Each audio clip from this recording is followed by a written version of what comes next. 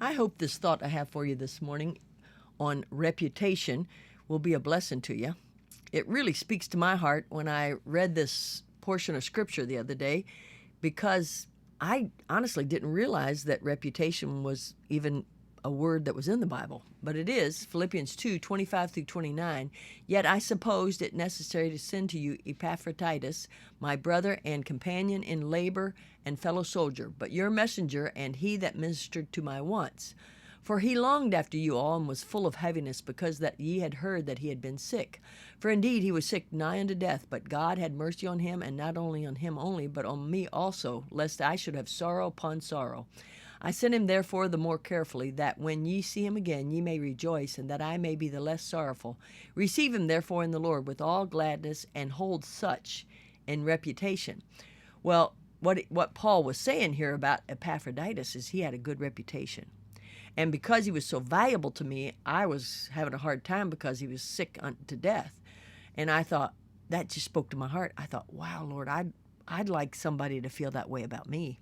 So then I looked up the word reputation to see if it was in the Bible anywhere else, because that's what I do. You know, when the Lord piques my interest, I look it up. And so in Acts 5:34, it also used the word reputation.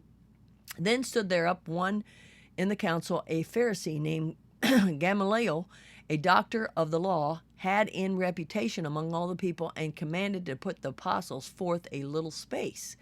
Well, in the New Testament, the word reputation means dear, honorable, more, most precious.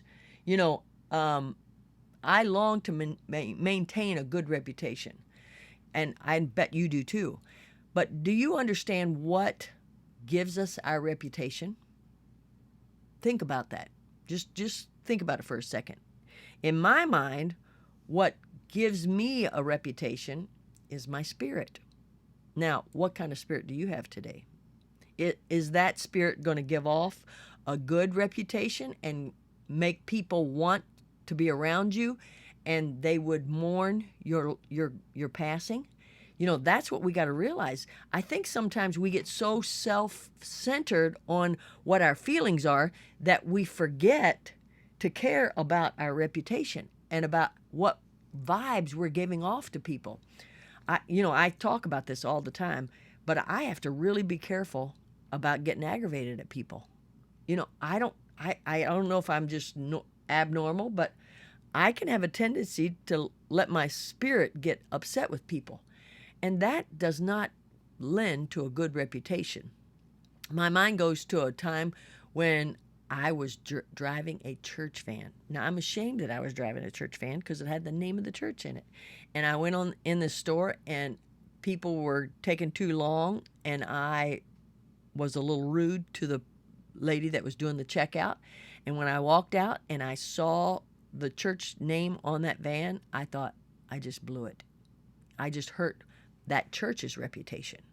You know, that's what we got when we're, not only are we representing Christ himself, but we're representing our church, our family. And so when our spirit hurts other people, or when it's showing forth a bad reputation, you know, we hurt the cause of Christ. And so that's why we got to be careful.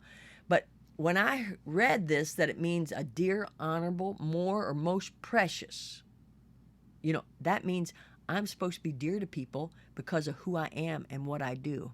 Let's be challenged today to go about having a good reputation. Rejoice in the Lord always, and again I say rejoice.